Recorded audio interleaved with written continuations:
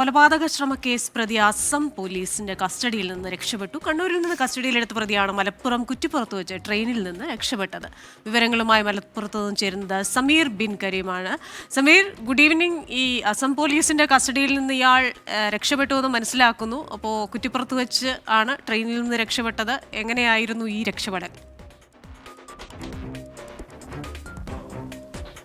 Christina, Assam police ഈ അസം സ്വദേശിയായിരിക്കുന്ന ഈ പ്രതി മൊയ്നുൽ ഹക്കിനെ കണ്ണൂരിൽ നിന്നും കസ്റ്റഡിയിലെടുത്ത് അസമിലേക്ക് കൊണ്ടുപോകുകയായിരുന്നു. അങ്ങനെ ട്രെയിൻ കുറ്റിപ്പുറത്ത് എത്തിയ സമയത്താണ് ഇയാൾ ബാത്റൂമിലേക്ക് എന്ന് പറഞ്ഞ് പോലീസിനെ ആക്രമിച്ചുകൊണ്ട് ഈ ട്രെയിനിൽ നിന്നും ഓടി രക്ഷപ്പെട്ടത് എന്നുള്ളതാണ് പോലീസ് നൽകുന്ന വിവരം. ഇയാൾക്ക് വേണ്ടി അസം പോലീസ് നിലവിൽ പരിശോധന നടത്തിക്കൊണ്ടിരിക്കുകയാണ്.